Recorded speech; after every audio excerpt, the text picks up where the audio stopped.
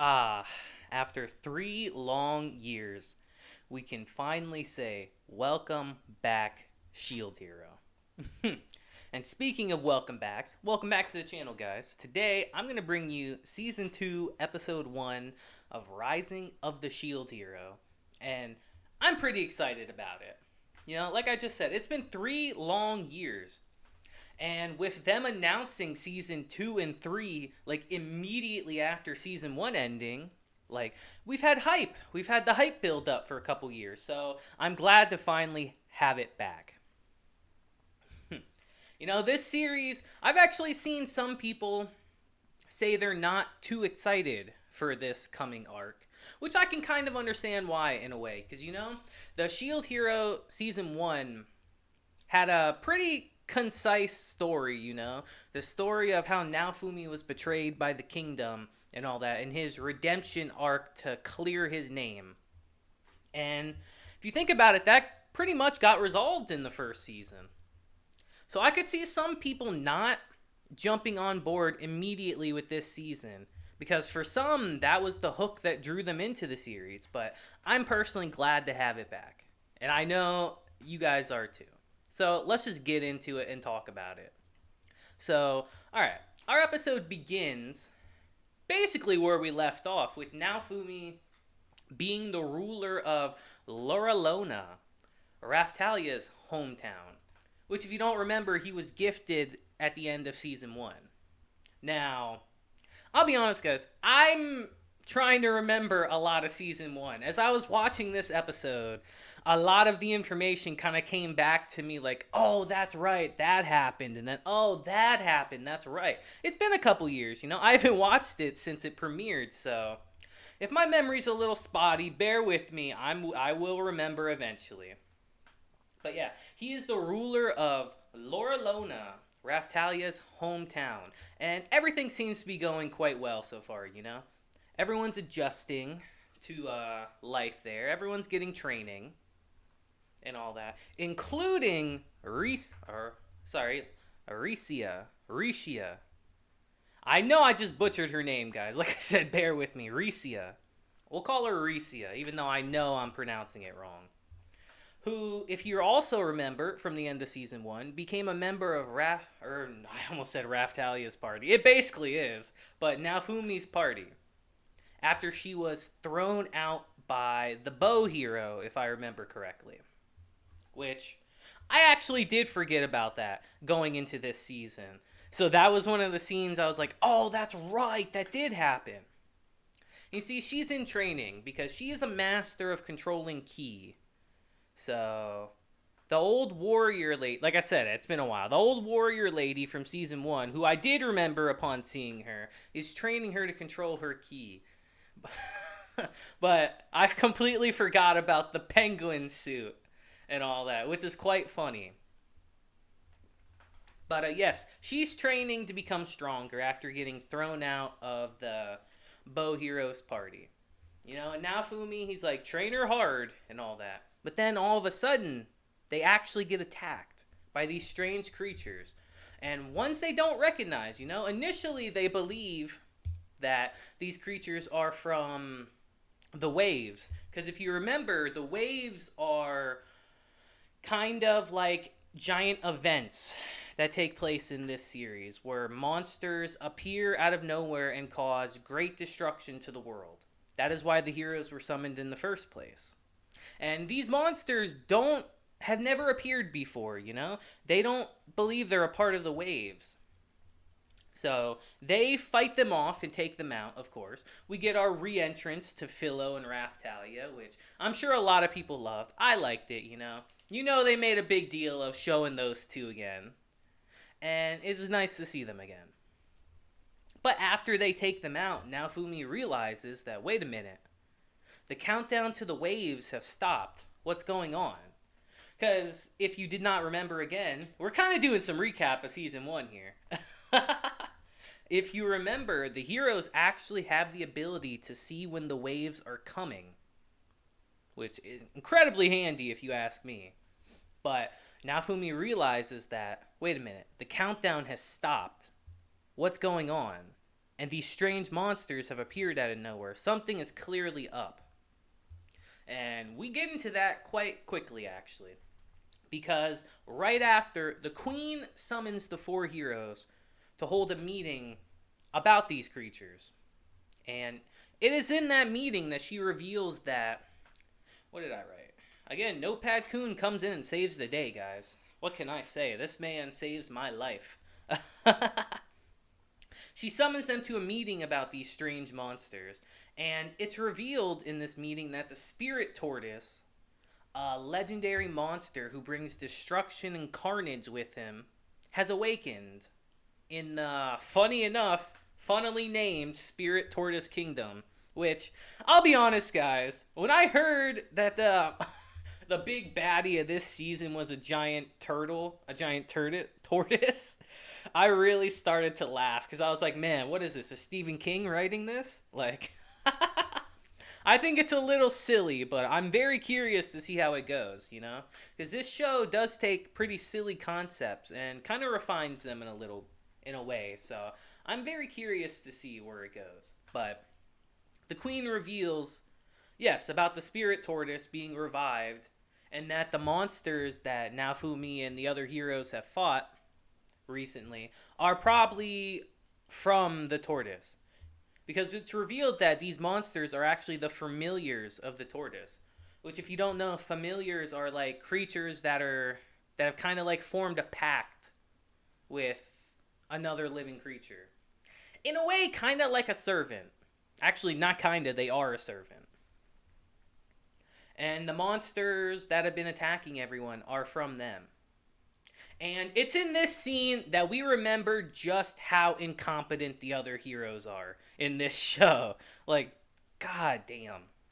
They are just the worst, man. I finally remembered one of my criticisms of this series, in that the other heroes just suck so bad that Naofumi just looks incredible. Because they just brush it off. They said, if this isn't a part of the waves that we were summoned here for, we don't want anything to do with it. You know, it's none of our business. So they leave. They just up and leave. And it's in this scene that I remember the princess's nickname that she got at the end of season 1. That her new title is called Slut because of all the stuff that she put Naofumi in the first season. And I got a kick out of that. I completely forgot about that. So when the spear hero called her that all of a sudden, I was dying of laughter. But yeah, it's in this scene that we realize just how incompetent they are, because they don't care about anyone else but themselves. They're very selfish people, as we've seen in season 1. You know, they only think about themselves.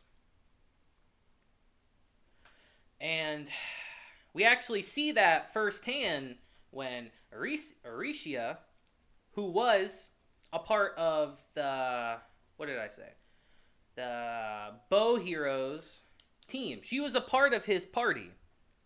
And as they're leaving the room, she actually goes up and talks to them again and pleads with him to get back into his party. And we kind of see the cruelty of them here, where he says, no, did you think that he cast you out of the party because he wanted you to be safe? No, he cast you out because you're worthless, you're weak, you're nothing. And not only are they just pretty incompetent compared to everyone else, they're mean too. They just throw her out, not seeing her worth. And she starts breaking down crying from that. Who wouldn't? You know, if someone tells you you're worthless and won't amount to anything. That's why Naofumi took her in to begin with, because he saw her worth. And we actually get a little more info on that in this episode, because Raftalia actually suggests to her later in the episode that, yeah, you should become Naofumi's slave, like I am. And we know, and as we know from season 1, slave is like a very loose term, you know? It is technically a slave. You are legit a slave. Like, you have a seal on your chest and all that, and you belong to this person. But as we remember from season 1, Naofumi is not a cruel person at all. She is a slave in name only. She is essentially still a free person. So Raftalia suggests that you should become Naofumi's slave, you know, to gain some of his power when that happens. And initially, she's against it, and Naofumi himself is against it, saying, I will never forcefully make someone a slave. They have to want to be that of their own free will. And it's in this scene that, after thinking about it for a while, she does agree to become his slave. Because we see her goal in all of this is to become strong enough to make the bow hero respect her. Which, I don't remember too much of season 1. Like, I don't think she has, like, a crush on him or something. I think she might just admire him. I might be totally wrong on that, but he's such a loser. I can't see her having a crush on him, but that is her goal, is to have him respect her, which is a very admirable goal. So she does actually agree to become Naofumi's slave, and they do the pact. And we even get to see the slave owner from season 1 again. Which, I'll be real, after the events of season 1, going back to that slave owner is kinda... It felt a little weird. It's like, man, these guys are heroes, but this guy is clearly a shady dude. But they do the ritual, and she becomes Naofumi's slave. And they actually start going on a journey to the Spirit Tortoise Kingdom. And as they're getting there, we see that the town is being attacked by these strange creatures again. But not just the bats this time. I forgot to mention that earlier, that they were strange bats at first that were attacking. This time, it was not just the bats, but these strange gorilla creatures that were attacking. And their numbers are way larger this time, because they're much closer to the Spirit Tortoise. And they have a very tough time getting over it, you know? They eventually fight them back. Naofumi sends the rest of the party away to get rid of to go help the people, actually, not get rid of them. That would defeat the purpose. But to go evacuate the people into the city. And we get a glimpse of his, I wouldn't say evil side. What was it again? His, like, cursed shield from season 1. And I gotta say, I hope that gets explored a little more, because that was one of the really interesting parts of season 1. That cursed shield and all that. And we know it takes a humongous toll on him every time he uses it. But in this instance, he didn't have a choice. So he uses that, and he completely wipes out all the creatures. Just completely wipes them out. Which, if you think about it, for someone whose weapon is only a shield, is incredibly impressive. Yet again, we realize kind of how much stronger Naofumi is compared to the other heroes. It's true that they're just incredibly incompetent, but just how much better they make him look is kind of wild. But yeah, he takes them all out. And it's at this moment that we see a mysterious woman appear and recognizes that he's the shield hero. And she asks him to kill her. And that's how our episode ends. You know, it's quite mysterious. Quite mysterious indeed. And then we got that banger opening song. Shield Hero does have a banger opening song every season. And if I remember right, I think this is the same band that did season 1 too. So that's pretty cool. But yeah, that's how our episode ended, you know, with lots of questions, lots of mystery. Like, who is this woman? We see her in the opening, in the OP, so she's clearly going to be someone important, but what is her relation to this tortoise? Because why else would she be here if not for that? Like I said, I haven't read ahead in the light novel, guys, even though I know it's like way farther ahead than this, but I have not read ahead yet. So let me know in the comments what you guys thought about this episode. I personally thought it was a really good way to start off a season again, you know? It's essentially like the very next day or something, it feels like. Like, it essentially picks up exactly where season 1 left off, and that's a good thing. I'm pretty sure they animated this, like, a year or so ago anyway, and they just haven't released it. So, it's kind of nice that it just picks up directly where we left off, you know? So, you guys let me know what you thought about this episode. Did you think it was a good start to a season? What do you think is this woman's relation to the tortoise? And are you excited for the next episode? Because I know I am. It has been 3 long years since we've gotten this series, and I'm glad to have it back.